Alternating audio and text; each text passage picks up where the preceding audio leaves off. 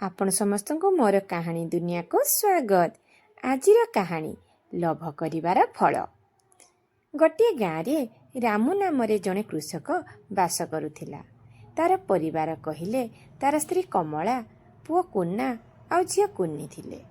ରାମୁ ପ୍ରତିଦିନ ନିଜ କ୍ଷେତରେ ବହୁତ ପରିଶ୍ରମ କରୁଥାଏ। ଫଳସ୍ୱରୂପ ଭଲ ଫସଲ ତା ବିଲରେ ଫଳୁଥାଏ। ପରିବାର ଠିକ୍ଠାକ୍ ଚାଲିଥାଏ। ଗୋଟିଏ ବର୍ଷର କଥା, ଚାରିଆଡ଼େ ପ୍ରବଳ ବନ୍ୟା ହେଲା। ପାଣି ଚାଷ ଜମିରେ ଜମି ରହିଲା। ଫଳରେ ସେ ବର୍ଷ ସମସ୍ତ ଚାଷ ନଷ୍ଟ ହୋଇଗଲା। ସେମାନେ ବହୁତ ମନ ଦୁଃଖ କଲେ। ରାମୁ ନିଜ କ୍ଷେତକୁ ଯେତେ ଥର ଚେଷ୍ଟା କଲା ସଜାଡ଼ିବା ପାଇଁ, ଠିକ୍ ସଜାଡ଼ି ଆଣି ପ୍ରସ୍ତୁତି ହେବା ବେଳକୁ ପୁଣି ଥରେ ବନ୍ୟା ଦେଖାଦେଲା।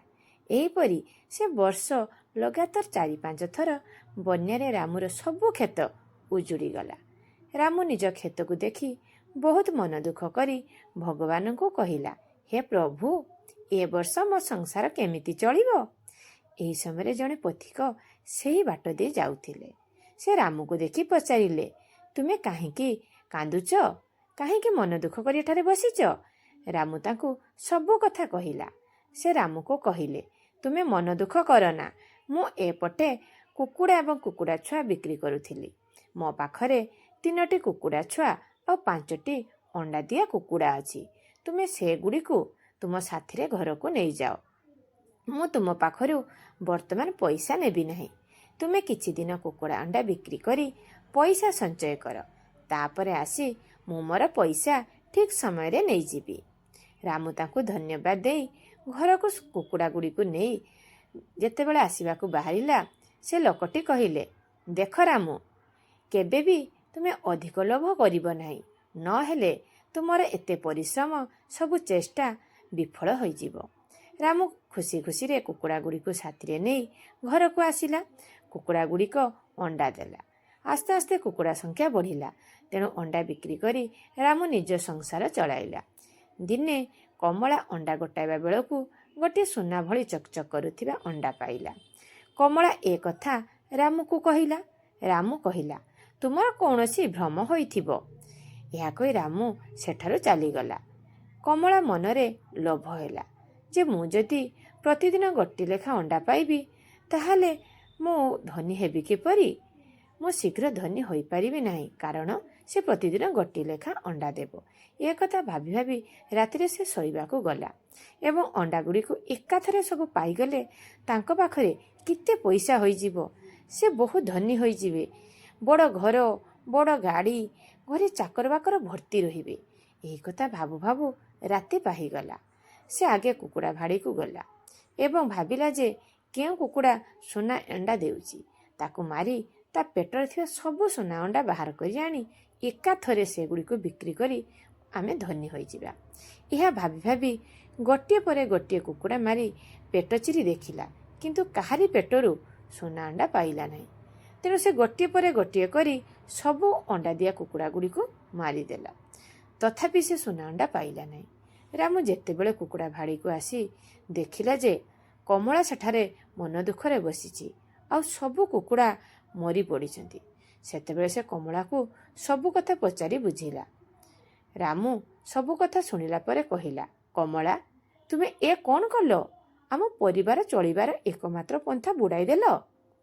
ଏହି ସମୟରେ କୁନା ଆଉ କୁନି ସେଠାରେ ପହଞ୍ଚିଲେ।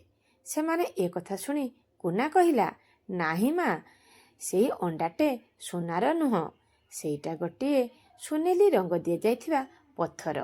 ଆମେ କୁନି ଆଉ ମୁଁ ସେଇଟା ରଙ୍ଗ ଦେଇ ଖେଳୁଥିଲୁ। କୁନି ତାକୁ କାଲିଠାରୁ କେଉଁଠି ହଜେଇ ଦେଇଛି ଯେ ଆମେ ଖୋଜି ଆଉ ପାଉନାହୁଁ। ଏ କଥା ଶୁଣି ରାମୁ ଆଉ କମଳା ମୁଣ୍ଡରେ ଆଶ୍ଚର୍ଯ୍ୟ ହାତ ଦେଇ ବସିଗଲେ। ରାମୁ କୁକୁଡ଼ା ଆଣିବା ଦିନ ଲୋକଟି କହିଥିବା କଥା ମନେ ପଡ଼ିଗଲା ଆଉ ସେ କମଳାକୁ ସବୁ କଥା କହିଲା। କମଳା ନିଜ ଲୋଭ ପାଇଁ ଆଜି କେତେ ବଡ଼ ଭୁଲ କଲା ତାହା ଜାଣିପାରିଲା ଏବଂ ତାର ଫଳସ୍ୱରୂପ ସେ କ'ଣ ପାଇଲା। ତେଣୁ ସେ ରାମୁକୁ ନିଜର ଭୁଲ ପାଇଁ କ୍ଷମା ମାଗିଲା। ରାମୁ କହିଲା, ମୁଁ ବର୍ତ୍ତମାନ ତୁମକୁ କ୍ଷମା କଲେ କିମ୍ବା କ୍ଷମା ନ କଲେ ଆମର ହୋଇଥିବା କ୍ଷତି ପୂରଣ ହୋଇପାରିବ ନାହିଁ। କିନ୍ତୁ ମୁଁ ତୁମକୁ ଯଦି କ୍ଷମା ନ କରେ, ଆମ ସଂସାରଟେ ଉଜୁଡ଼ିଯିବ। ଆମ ପିଲାଙ୍କ ଭବିଷ୍ୟତ ନଷ୍ଟ ହୋଇଯିବ। ତେଣୁ ମୁଁ ତୁମକୁ କ୍ଷମା କରିଦେଉଛି। କିନ୍ତୁ ମନେ ରଖ, ଭଗବାନ ଆମକୁ ଯାହା ଦେଇଛନ୍ତି, ଯେତିକି ଦେଇଛନ୍ତି ସେତିକିରେ ଖୁସିରେ ରହିବା ଉଚିତ। ଅଯଥା ଲୋଭ କଲେ ଅଧିକ କିଛି ତ ପାଇବା ନାହିଁ, ବରଂ ଆମ ପାଖରେ ଯାହା ଥିବ ତାକୁ ମଧ୍ୟ ହରେଇବା। ଏହା ପରଠାରୁ ସେମାନେ ଲୋଭ ଛାଡ଼ି ଅଳ୍ପରେ ଖୁସି ହୋଇ ନିଜ ସଂସାରକୁ ସୁଖ ଶାନ୍ତିରେ ଚଳାଇଲେ। ଆପଣମାନଙ୍କୁ ମୋର କାହାଣୀଟି କିପରି ଲାଗିଲା କମେଣ୍ଟ ମାଧ୍ୟମରେ ଜଣାଇବେ। ତାହା ସହିତ ଭିଡ଼ିଓକୁ ଲାଇକ୍ ଓ ଚ୍ୟାନେଲକୁ ସବସ୍କ୍ରାଇବ୍ କରିବାକୁ ଆଦୌ ଭୁଲିବେ ନାହିଁ, ଯାହାଫଳରେ ଆପଣମାନେ ମୋର ଭଲ ଭଲ ଶିକ୍ଷଣ କାହାଣୀ ଶୁଣିବାର ମଜା ଉଠାଇ ପାରିବେ। ଏହି କାହାଣୀରେ ଆମେ କ'ଣ ଶିଖିଲୁ? ଆମେ ଏହି କାହାଣୀରେ ଶିଖିଲୁ କେବେ ମଧ୍ୟ ଲୋଭର ବଶବର୍ତ୍ତୀ ହେବା ନାହିଁ। ଆମ ପାଖରେ ଯାହା ଅଛି ତାକୁ ଗ୍ରହଣ କରିବା। ତା ସହିତ ନିଜ ପରିଶ୍ରମରେ ଯାହା କରିହେବ ସେତିକିରେ ସନ୍ତୁଷ୍ଟ ହେବା ଉଚିତ। ଅଯଥା ଲୋଭ କଲେ ଏହିଭଳି ପରିସ୍ଥିତିର ସମ୍ମୁଖୀନ ହେବାକୁ ପଡ଼ିବ। କାହାଣୀଟି ସମ୍ପୂର୍ଣ୍ଣ ଭାବରେ ଶୁଣିଥିବା ଯୋଗୁଁ ଆପଣମାନଙ୍କୁ ଅଶେଷ ଅଶେଷ ଧନ୍ୟବାଦ। ଆଉ ମୁଁ ମଧ୍ୟ ଏତିକି କହିବା ପାଇଁ ଚାହୁଁଛି ଯେ ମୋର ପୂର୍ବ ଚ୍ୟାନେଲଟି କୌଣସି କାରଣବଶତଃ ଡିଲିଟ୍ ହୋଇଯାଇଛି। ମୁଁ ସେଇ ଆମର ଜିମେଲଟେ ପାଉନାହିଁ, କାରଣ ପାସୱାର୍ଡ଼ ମଧ୍ୟ ମନେ ନାହିଁ।